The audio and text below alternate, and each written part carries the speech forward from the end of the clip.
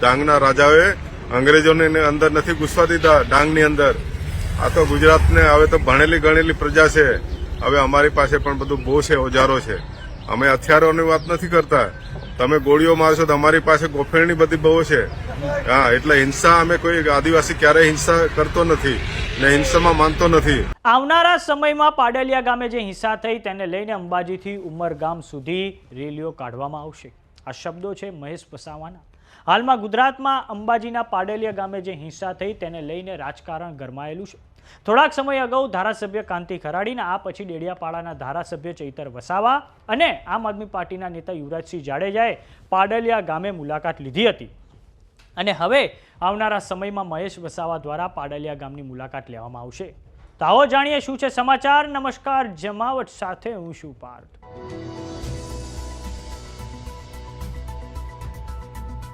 બનાસકાંઠાનો દાતા તાલુકો અને આ દાતા તાલુકાનું પાડલિયા ગામ કે જે ખૂબ ચર્ચામાં છે, જ્યાં થોડાક સમય પહેલાં પોલીસ કર્મીઓ અને વનકર્મીઓ જ્યારે જમીન ખાલી કરાવવા પહોંચ્યા ત્યારે તેમણે આદિવાસીઓ સાથે ઘર્ષણ થયું હતું. તો હવે આ બાબતે મહેશ વસાવાએ ભારતીય જનતા પાર્ટીના આદિવાસી સાંસદો અને ધારાસભ્યોના મૌનને લઈને તેમણે પ્રશ્ન ઉઠાવ્યા છે. મહેશ વસાવાએ કહ્યું છે કે ભારત સરકાર હોય કે પછી ગુજરાત સરકાર, મોટાભાગની મૂડીવાદી સરકારે હંમેશાથી આદિવાસીઓને વિસ્થાપિત કરવાની વાત કરી છે. તે પછી ડેમ બનાવવાના હોય કે પછી ખાણ ખનીજ કરવાનું હોય કે પછી હાઈવે બનાવવાના હોય, આદિવાસી સમાજને હંમેશાથી વિસ્થાપિત કરાયા છે. તો હવે સત્તાધારી પક્ષ બીજેપીના આદિવાસી સાંસદો અને ધારાસભ્યોએ પાડલિયા ગામમાં જે આદિવાસી સમાજ પર હિંસા થઈ તેને લઈને બોલવું જોઈએ. જે લડે છે તેમને મારા ધન્યવાદ છે, જે લોકો પાર્ટીઓના ગુલામ છે તેમને મારો પ્રશ્ન છે. અને હવે આવનારા સમયમાં અંબાજીથી ઉમરગામ સુધી મોટી રેલીઓ કાઢવામાં આવશે અને આવનારા સમયની અંદર વિધાનસભાનો ઘેરાવ કરવાની જરૂર પડી તો તે પણ કરવામાં આવશે. આ સાંભળો મહેશ વસાવાએ પાડલિયા ગામે જે હિંસા થઈ તેને લઈને શું કહ્યું છે. ખાસ કરીને ઉમરગામ અંબાજીથી આદિવાસી મોટી વસ્તી વસે છે અને પહાડો જંગલોમાં વર્ષોથી અનાદિકાળથી વસનારી આ વસ્તીને જ્યારે ગુજરાત સરકાર હોય કે ભારત સરકાર હોય કે મૂડીવાદી કોઈ પણ સરકાર હોય, આ લોકોએ હંમેશા આદિવાસીઓને વિસ્થાપિત કરવાની વાત કરી છે. ડેમ બનાવવાના હોય કે આ વિસ્તારમાં ખાણ ખનીજી એ કરવાના હોય, મોટા જીએમડીસી જેવા પ્રોજેક્ટો નાખવાના હોય, ઝીંક પ્રોજેક્ટ જેવા નાખવાના હોય, તો આ લોકો હટાવવાની અને મોટા મોટા આવનારા સમયની અંદર જે સ્ટેચ્યુ ઓફ યુનિટી બનાવી એના પછી ટ્રાઇબલને જે ગ્રીન કોરિડોર બનાવવાની વાત કરી છે, બોમ્બેથી સ્ટેચ્યુ સુધી સાપુતારા થઈને, એવી જ રીતે ઘણા રોડો બધા થવાના છે ને એમાં આદિવાસીઓ વિસ્થાપિત થવાના છે. એટલે ખાસ કરીને અંબાજીની અંદર જે વસ્તુ આજે બન્યું છે આ એક ભાગ છે. આજે વિધવાબેન વર્ષોથી ત્યાં આગળ બધા આદિવાસી પાડલિયા ગામની અંદર રહી છે વર્ષોથી, અને એનું જ્યારે ઘર તોડી કાઢવામાં આવ્યું, કેમ કે જંગલની જમીન હતી તો એને 4 ગુંઠા આપવામાં આવ્યું. પછી એ ઘર એમાં હતું, કૂવો બનાવવામાં આવ્યો. એ કૂવો ખોદતા એનો પતિ કૂવામાં પડીને મરી ગયો અને એ બેન વિધવા થઈ ગઈ અને એને એ પોતાનું બલિદાન આપ્યા પછી બી એ કૂવા જંગલ ખાતાએ પૂરી દીધો, ઘર તોડી નાખ્યા. શું આદિવાસીઓના કોઈ નેતા નથી? આદિવાસી ધારાસભ્યોએ બોલવું જોઈએ, આદિવાસી સાંસદ સભ્યોએ બોલવું જોઈએ અને આદિવાસી સમાજના આગેવાનોએ બોલવું જોઈએ. કેમ બધા ચૂપ છો? ઠીક છે, જે લડે છે તે લડે છે, એમને મારે ધન્યવાદ છે. પણ જે લોકો નથી બોલતા, પાર્ટીઓના ગુલામ છે, જે લોકો બીજા લોકોના ગુલામ છે, મૂડીવાદીઓના ગુલામ છે, એવા લોકોને પ્રશ્ન છે. આ ઉમરગામથી અંબાજી સુધી છોટુભાઈ વસાવા જેમણે આખી લડત ચલાવી છે જળ જમીનના જંગલ માટે, એ લડતને આગળ લઈ જવાના છે. અમારા બિરસા દાદા પણ દેશ માટે લડ્યા, ગોરા અંગ્રેજોની સામે લડ્યા અને જમીનદારો સામે લડ્યા.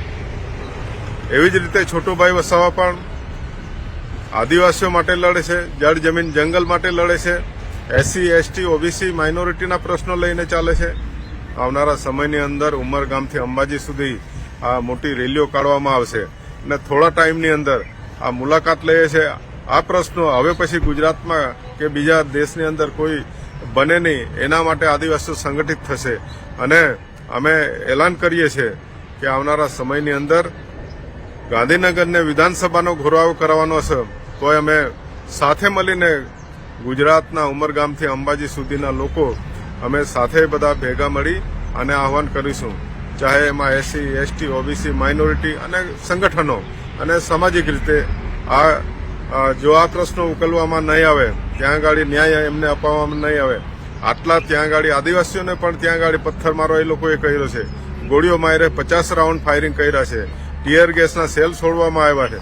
શું અહીં ગાડી નક્સલવાદીઓ છે? મારે એમને આ જંગલ ખાતાને અને જે સરકારના હાથા બનીને જે આ કામ કરી રહ્યા છે એ બંધ કરી દેજો. એ તો આવનારા સમયની અંદર તમે પણ જાણો છો, નીતિન પટેલે પણ ઉચ્ચારણ કર્યું કે આદિવાસીઓ જ્યારે ખીજવાય છે એને છેડવામાં આવે છે તો એસઆરપીની 10 કંપનીઓ પણ ઓછી પડશે.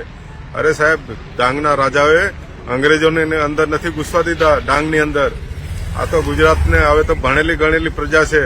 હવે અમારી પાસે પણ બધું બહુ છે, ઓજારો છે. અમે હથિયારોની વાત નથી કરતા. તમે ગોળીઓ મારશો તો અમારી પાસે ગોફેણની બધી બહુ છે. હા, એટલે હિંસા અમે કોઈ આદિવાસી ક્યારેય હિંસા કરતો નથી ને હિંસામાં માનતો નથી. પણ જ્યારે એના જીવના જોખમ પર આવે અને જમીનો પર જોખમ આવે અને ખનીજો પર જોખમ આવે એ દિવસે પોતાના રક્ષણ માટે એને કંઈ પણ કરવું પડે. એ સરકારની જવાબદારી છે કે એને મજબૂત નહીં બનાવે. એટલે અમે આજે અંબાજીની જ્યાં દાતાની અંદર પાડલિયા ગામ છે એની મુલાકાત લેવા માટે અમારે સંગઠન રીતે બીટીએસની ટીમ ત્યાં પહોંચવાની છે અને ત્યાંથી પણ અનેક લોકો સાથે જોડાવાના છે.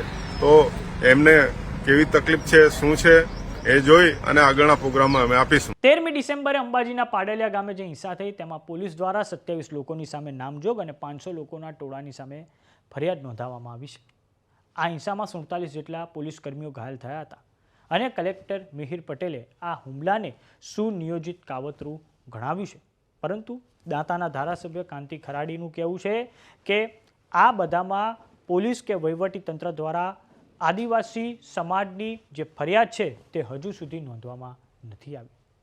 તો મહેશ વસાવાના આ નિવેદનને લઈને આપનું શું માનવું છે અમને કોમેન્ટ બોક્સમાં લખીને જરૂર જણાવો. જો તમામને યુટ્યુબ પર જોઈ રહ્યા તો સબસ્ક્રાઇબ કરો, જો તમામને ઇન્સ્ટાગ્રામ અને ફેસબુક પર જોઈ રહ્યા તો ફોલો કરો. અમારી વોટ્સઅપ ચેનલ આવી ગઈ છે, જોઈન કરવાનું ના ભૂલતા. નમસ્કાર.